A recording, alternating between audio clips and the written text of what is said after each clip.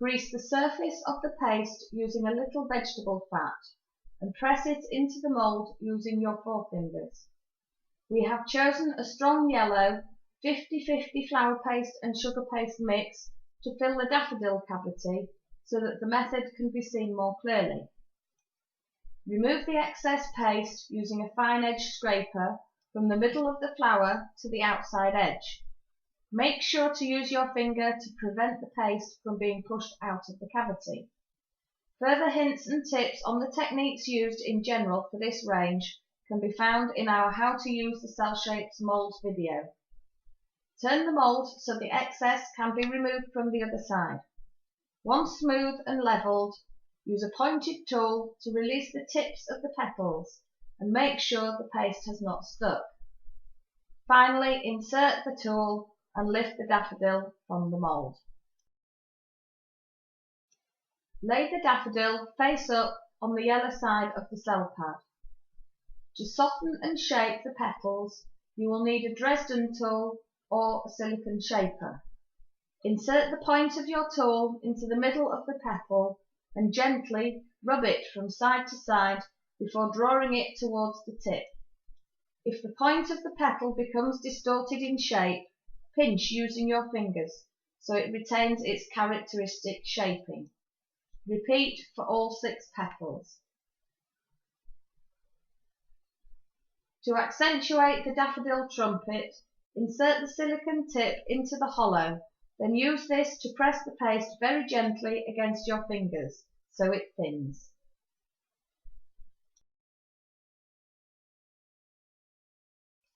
The floral mould offers 3 sizes of daffodil, daisy and pansy.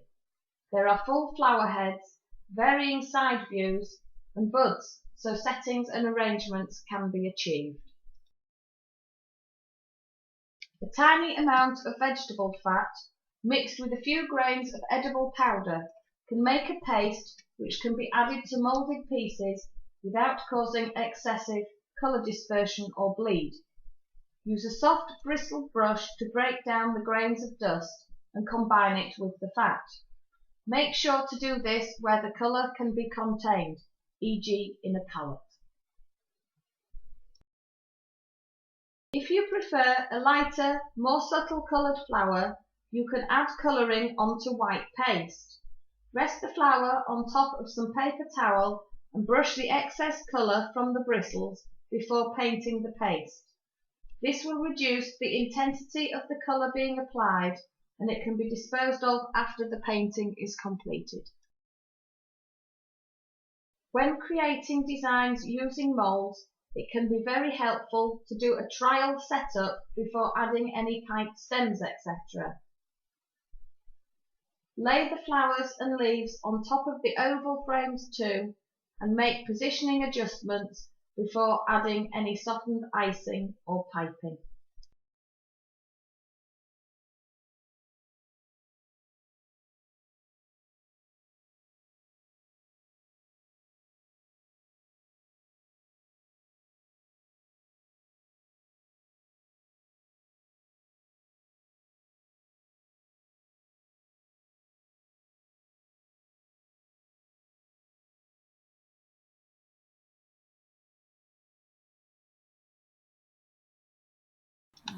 A small ball of yellow paste is pressed into the top of the mould to form the daisy centre.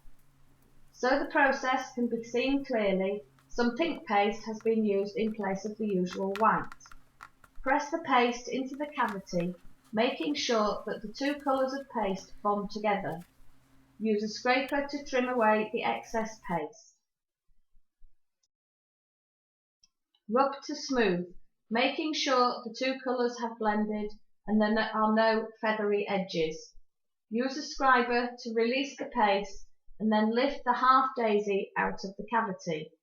If the yellow paste has moved and formed part of the petals, repeat using a smaller ball of yellow paste. Remove some of the excess colour by rubbing the bristles onto a piece of paper towel. Remember that you are only wanting to touch the edges of the daisy petals with colour. It is better to add a little at a time so the pink tinging does not become too intense. Have a few different types of brush handy. The size and curve of the petals will influence whether a softer tip adds sufficient colour. You may need to replace with a firmer brush since you cannot always tell which works best until you try them. Try to achieve as even a colouring as possible so the flower looks realistic.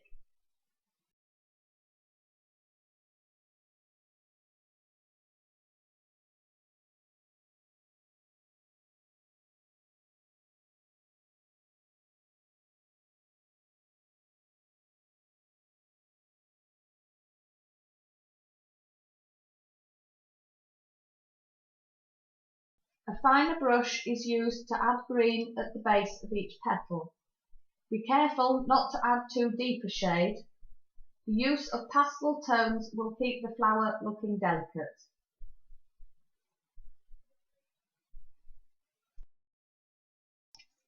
Accentuate the flower centre with some yellow highlighting.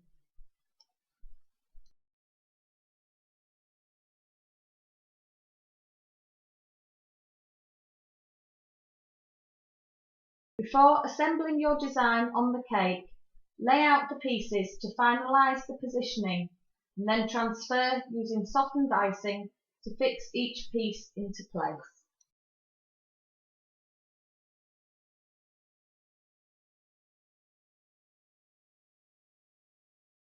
Rub some vegetable fat onto the surface of the paste before it is pressed into the pansy cavity.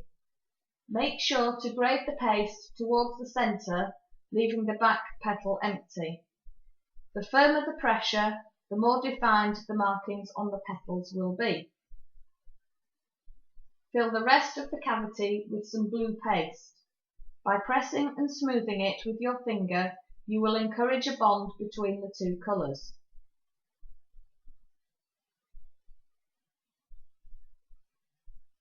Take a scraper and remove the excess paste from the centre outwards. Smooth before turning the mould to scrape away from the other side. Rub once again to blend the colours and then use a sharp point to release the paste before peeling the flower from the mould.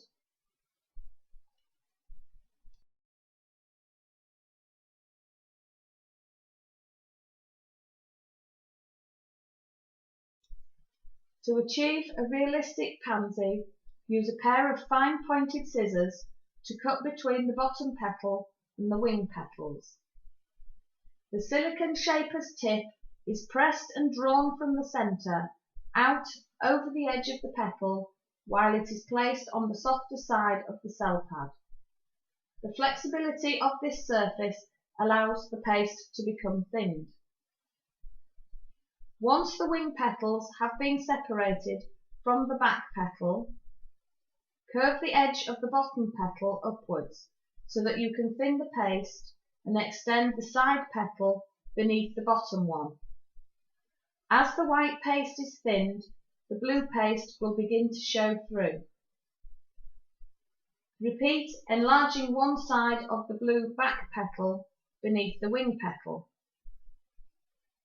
Thin the petal's top edge and then turn the flower and complete by thinning the other side of the flower.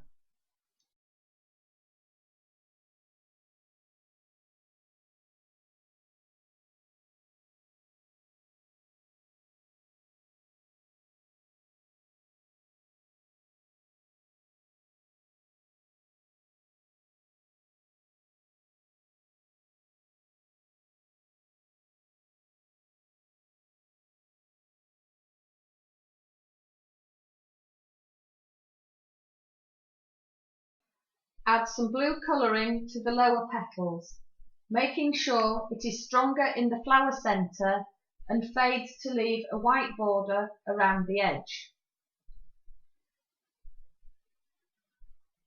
Also add a little shading to the back petal.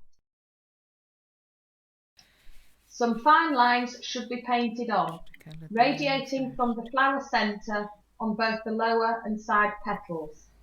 Finally, add a little yellow to the flower centre.